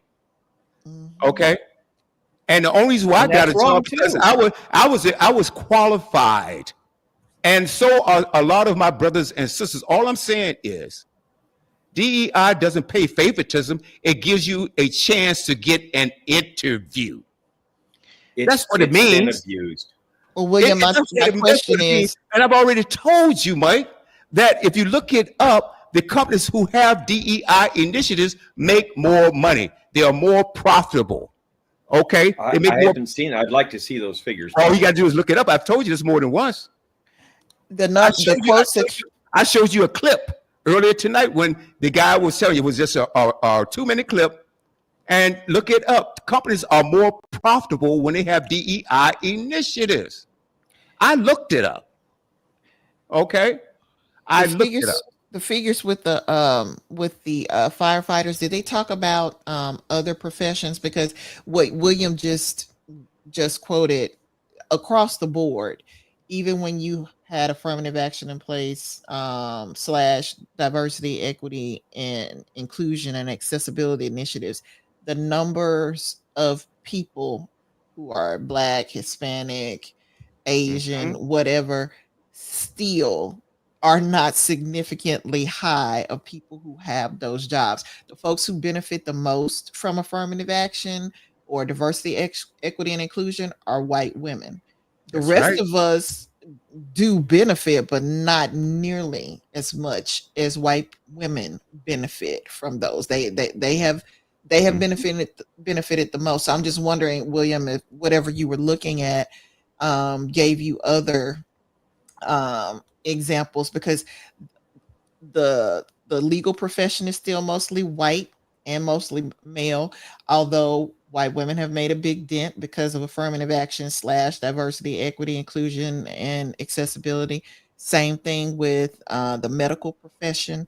I That's think right. I read something years ago that like maybe 5% of there were like maybe 5% of Black doctors like maybe 50 years ago, and to this day there's about the same amount. Even though you have all these initiatives in place, there's still about only 5% of the doctors who are Black. And don't get me wrong, I could be getting that figure wrong, but I know it's a very low number considering all the doctors in all of the I'm gonna look it United up. States. And it's the same in every profession. When I go to work, I'm the only Black lawyer there in my office, period. Now, it hasn't been that way the whole time. I worked under the first Black chairman that we ever had. We've had two at one point. And when she was there, we actually did have more a more diverse workplace. We had not only Black people, but we had Middle Eastern people, and other type of folks that had never worked with a Middle Eastern lawyer, a person of Middle Eastern descent who was a lawyer before in my life. But it was much more diverse. You had more women. We even had a white male secretary, which is weird. But he was a law student. So what I'm saying is, now that she's gone and it's back to white males being in charge, I'm the only Black lawyer and that's working Here's in my. one quick perspective, very Mhm, quickly, and then Mike and William, you guys get back at it, and Ann, you can coach. mhm, Here's one quick perspective. Ann will tell you, as her profession, eating is an act of worship, one of her many professions, one of her many mhm, hats that she mhm, wears. Ice cream is probably not all that good for you. I mhm, love ice cream, and she would probably tell you, Reverend Dimmer, you eat too much ice cream. You know, the ice cream machine, when you go to it, has one side is vanilla, one mhm, side is chocolate. In the middle, you press and you get the chocolate Swirl. and the vanilla mixed together. You get mhm, swirl. That's Yeah. what DEI is supposed to do, mix mhm, them equally together. We mhm, know that that doesn't always happen. But here's the issue: you don't throw the bathwater and the baby out at the same time. What you mhm, do is try to reform them. One of the things that Trump is doing, which is asinine, he's trying to throw mhm. the bathwater and the baby out at the same time. What Right. you have to do, and you are to a great extent right, Mike, there is corruption, there is imperfection in that system. But what we have to do is try to reform it, not just throw it out and say all DEI is bad or all affirmative action is bad, because when it Mhm, was originally conceived of, it was a good concept. It was mhm, the middle of the Absolutely. ice cream machine where you pull the middle one down and you get a blending of the chocolate and the vanilla or whatever mhm, color you want, strawberry or whatever you want. Mhm. But the problem is that sometimes the machine breaks down and it doesn't always equally mix them together. And that's part of what's happening here, guys, is that mhm, the system is not perfect because people are not perfect. mhm, Systems are not perfect. So you have to allow for some of the galleyway to take place. So, I mean, all I'm saying is that you don't just throw the whole thing out. You try to reform it. That's all I wanted to comment on. I'm sorry. Well, I want to know where it's broken because now Ann was saying, look at black doctors, and she was right on the money. In the entire United States, the percentage of doctors is 5.7%. There it is. 5.7%. Again, see, I think, Mike, I think you're missing the point. Like a whole lot of people are missing the point. DEI does not get you hired. DEI gives you a chance to interview. That's all that is. Okay, so I don't know what's broken about that. There's nothing broken about that. Give me a chance. It's been misused. Let me finish. Give me a chance. Then you make your decision. But if I don't even get an interview, DEI is designed to give me that interview. It doesn't guarantee me that job. I don't care what you say.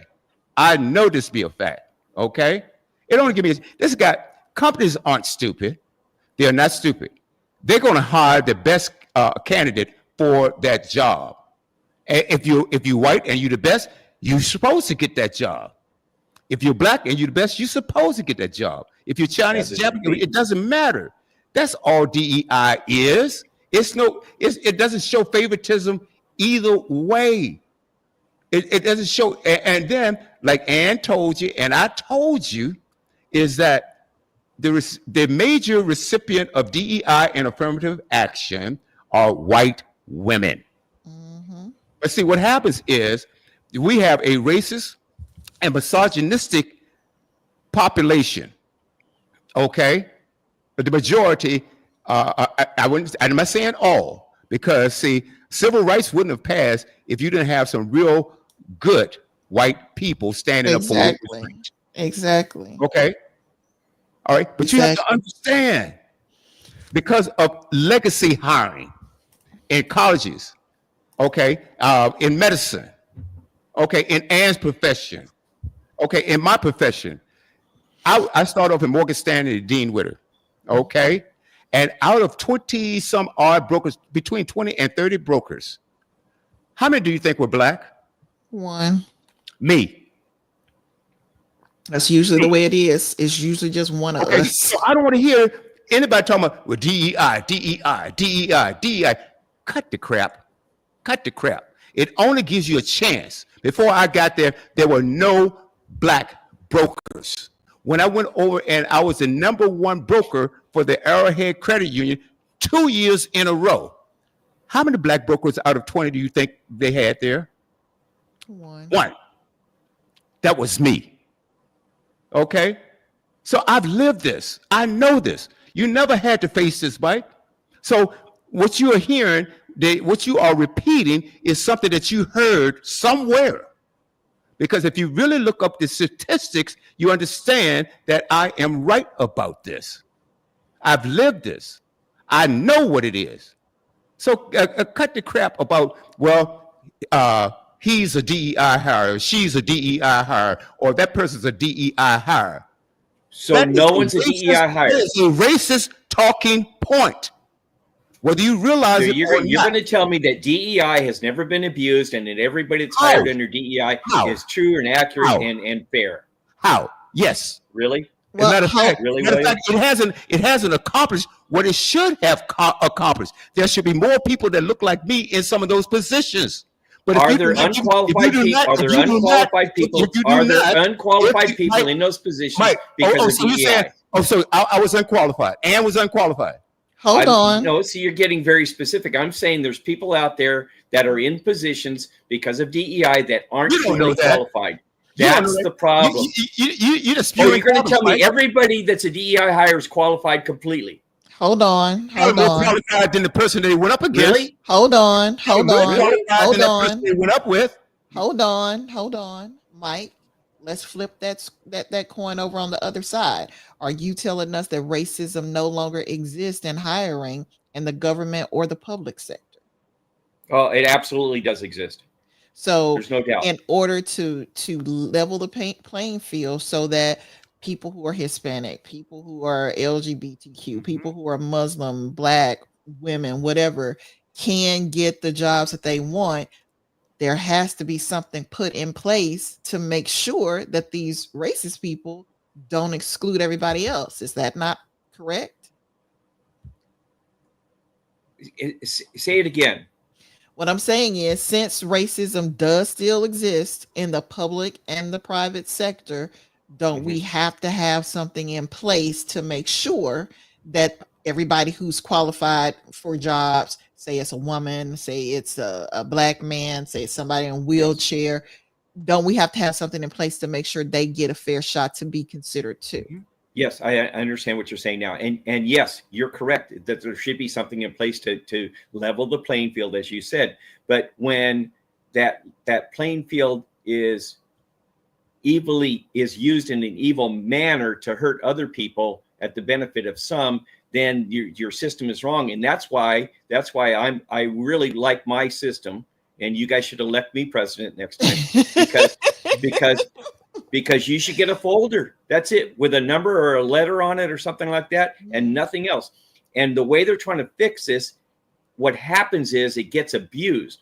So now you're trying to, two wrongs don't make a right. Well, so what I'm saying is, when DEI gets used inappropriately, then it's not helping the situation. It's throwing gasoline on the fire, because now you've got people that are being discriminated against on the other side. That's not fair either. That's why you need to have a system that actually works, that can't be corrupted, where that's go to this folder. Here you go. This is the person that would like this job, and here's the qualifications. Pick one. It sounds good on its face, but knowing humanity the way that I know humanity, I don't think there's going to be a perfect system created by imperfect beings. You're going to have somebody. You're going to have somebody who can see beyond what's on this paper, whether it's, oh, we get these people in here and we interview them, and oh, okay, so you're black, I don't like you, I'm not going to hire you. It can still be corrupted, Mike, even though you're looking at the paper and you see on the paper, this is this person, or this person looks qualified. Once you bring the person in for the interview process, all of the anonymity is taken away, and the person's biases can still come into play, and somebody can be excluded based on those biases. I'm not saying that it doesn't sound like a good plan to just look, and see what's on paper, black and white, no gender, no religion, no color, none of that stuff, and then bring them in. What I'm saying is, once they get past the paper portion to the second step, bias can still come in. It's still not going to be a perfect system, Mike. How are you going to eliminate the second step? How do you do that? You don't do a face-to-face interview until they're already hired. Well, and then they have a probationary system of 6 months or something like that. If they fail to do the job, then they're out. You should be able to keep your job based on your performance. And that's why we have a reading level in California, where the Teachers Association has protected all these lame duck teachers that aren't teaching our kids. And that's why fourth grade readers can't even pass a second grade reader's test. That's why we have people going into college that can't comprehend what they just read. That's why we have these problems, because you have systems in place that don't work. And because the government works the way it does, you can't fire these people because they have tenure or something else. No, if you're not doing the job, if I do my job as an investigator for the sheriff's department, I should be fired. I don't care if I'm an old white male bald-headed redneck. I should be fired. So do your damn job or get fired. And that should be it. It's very simple in my mind. And I don't understand why we have to convolute all of this and get into the weeds about, well, we have to do this DEI and we have to do this. We have to be politically correct over here, but not over here. It boggles my mind that you cannot simplify these things into, in the case of what we're discussing here, the DEI, put the person that's best for the job in place. And that's what we're saying. Knock off all this other crap. That's what we said. Let me give you another scenario, because I had a case that I think would fit perfectly into what you're saying, Mike. there was a woman, a Black woman, who was hired for a very technically skilled position. And so let's just say, for sake of argument, we're going to give a hypothetical that we put your system in place, and this particular person just turned in a paper form, didn't ask her color, didn't ask her gender, any of that. She was deemed to be qualified. They didn't have to, they skipped the interview face-to-face process, said she's the best person for the job, or rather this person, this number, whatever is perfect for the job, put that person in place. Well, this is what happened in the fact pattern that we had. Well, the first person who initially hired her was excited about having a person in there and started training her, but he was on his way out the door. He retired. So all the training and stuff he was doing for her immediately stopped when his successor took over, because he didn't like women in this technically male dominated driven area. So he wouldn't train her, refused to let everybody else train her, told her to her face she needed to just clean something, gave her a mop and a broom, wouldn't teach her how to use the technical equipment or anything. She had to go to HR. And this is a case that I had to preside over, or rather to judge who's right and who's wrong. And she had to go to HR. HR had to force the man to at least train her. He then decided to set her up for failure. Hadn't trained her on how to do anything, but gave her a task to do on this highly technical machinery. And of course, she couldn't do it correctly, because why? She hadn't had any training on the machinery for months. So what I'm saying to you is this: as nice as the idea is, it can still be corrupted. Human beings will find a way to bring their biases, to bring their racism, to bring all their ugliness into whatever system you come up with. Unfortunately, we are imperfect, so we will not create a perfect system. What we can do is sort of tweak, like I gave you a scenario the first time around. You said, fine, then just don't have in-person interviews. Okay, we skipped in-person interviews. Now we go straight to the training, and you still have people who will find a way to make this person's life, even though they have everything necessary to do the job well, to set them up for failure. So somebody that they want, who looks like them, who's the same gender as them or religion as them or whatever, gets that job. That's all I'm trying to get you to see. So you fire that person, and you make an example of that person. But they didn't. What they did was move her to a different department in a different part. But hold up, he was the person over even that same shop. So it was called, quote unquote, the shop. She was working directly with him in one shop, but then the other part of the building, he was a supervisor. But control. He should have been fired. But he was not, and she still had to deal with him. He still had control over what other people did, which affected her job and eventually set her up to be fired. Plain and simple. I'm telling you this so that you understand that, okay, there may be some issues with affirmative action / DEI, but there's still issues with racism and bias in the workplace too. So you cannot do away with DEI, because you cannot do away with all the racist and biased people in the workplace. You're gonna have to find a way to take the best of DEI affirmative action in order to help the most people that you can, because otherwise there is no protection whatsoever. And I apologize to our listeners. It's 7:09. Yeah, I just want to make sure that we played out both sides of this so that you could get a clear picture of everything. And thank you guys for hanging with us as we went over time. Give me, I know we're over. Give me 1 minute, because I'm going to tell you a true story. I mentioned to you that I was the #1 stockbroker at the Arrowhead Credit Union. #1. The second year when I won won that position, or were declared broker of the year, I got fired. I got fired. You know why I got fired? Because I had a racist boss, and he fired me because He said that you didn't answer. I said, what is this going on? What's going on? Well, you didn't answer a phone call, or you returned a client's phone call while you were on vacation.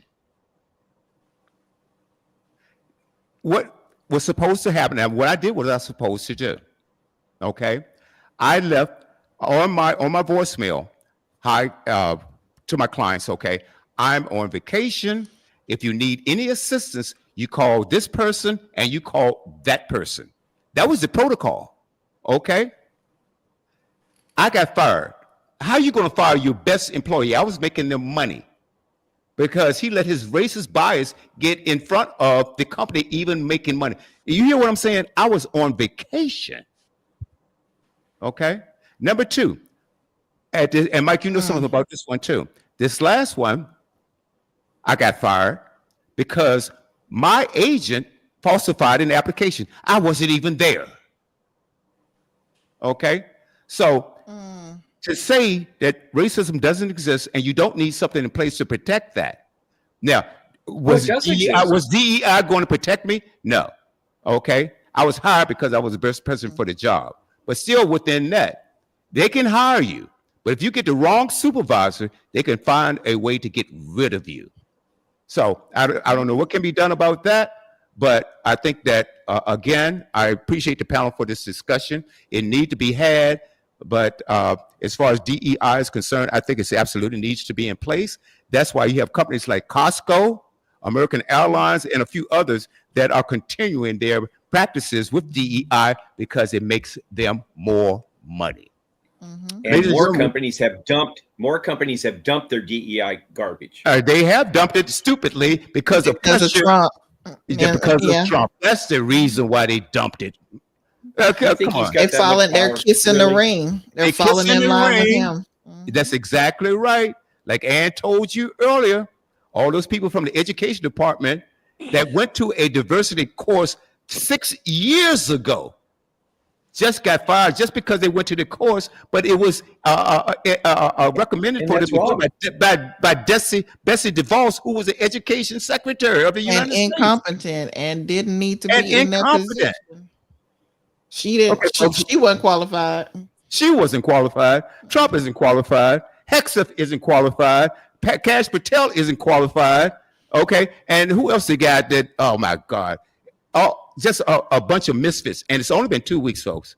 So anyway, we got to run. Thank you guys for your discussion. We really appreciate it. We need to have more discussions like that. You got to talk about it. Okay, we've got to talk about things like this. We may agree, we may disagree on certain things, but it is absolutely necessary. So guys, thank you so much for your participation. Have a blessed week, everybody. I'll see you Thursday. See you guys. And guys, I'll see you next Sunday. Love all of you. Love, peace, and unity. Happy